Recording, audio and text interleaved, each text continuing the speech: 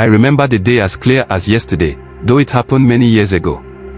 It was a hot afternoon, and the sun hung heavy over the kingdom. I had just finished my chores and was resting by the river when I saw a figure approach from the distance. It was him. Prince Taye, the son of King Juma, a man with power that no one dared challenge, but with a heart so dark, it sent chills through the air. They said Taye was born with everything, wealth, strength, and the respect of the people. But his heart was empty, and that emptiness only grew larger as the years passed. I was just a young servant back then, and I didn't know much about the world outside our village. But I knew this, something was terribly wrong with the prince. It started with whispers. People said he was wicked, cruel, and selfish.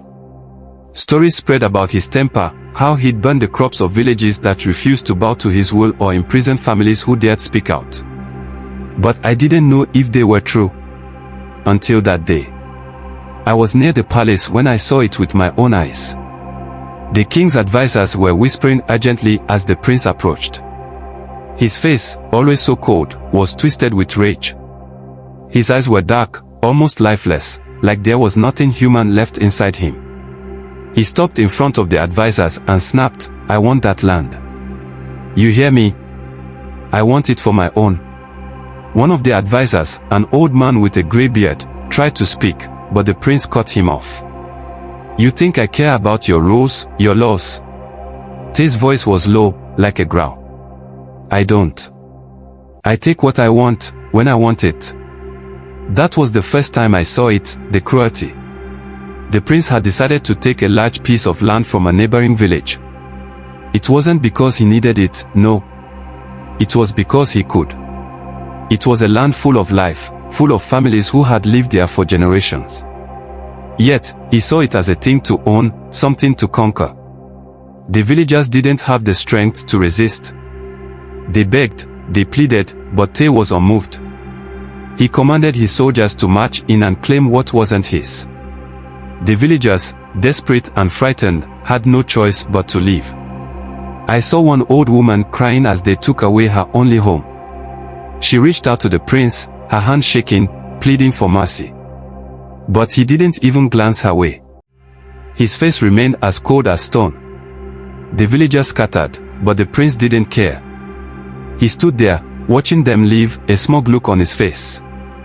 His heart, if it ever existed, was as empty as the land he had stolen. Months passed, and the prince continued his rule with iron fist, taking whatever he wanted and punishing anyone who defied him. But there was something strange that began to happen. His kingdom, once filled with prosperity, began to wither. Crops failed. The animals grew sick. People started leaving. And yet, Taye never noticed. His eyes were always fixed on more land, more gold, more power. I remember the day the kingdom truly started to crumble. I had been working in the royal gardens, pulling weeds, when I overheard a conversation between the king and his chief advisor. "He's lost, hasn't he?" the king asked quietly. The advisor, his face pale, nodded. "He has no heart, Your Majesty. There is nothing left inside him. He's consumed by greed."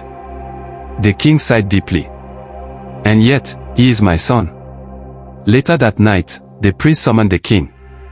The two of them stood in the royal hall, where the shadows seemed to stretch longer than they should.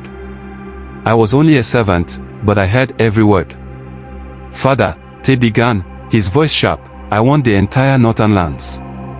I've set my eyes on them, and no one will stop me." King Juma stood there, silent. Finally, he spoke. "Taye, you have enough. More than enough. You have power, wealth, everything. But your heart, you've lost it. You're ruling with greed, and it's tearing this kingdom apart." Taye's face darkened, and for a moment, I thought he might strike his father. But instead, he sneered. "You're weak, father. I take what I want, whether you approve or not." And just like that, the prince turned his back on his father, his own family, and the kingdom that had once loved him. But the world has a funny way of turning things upside down.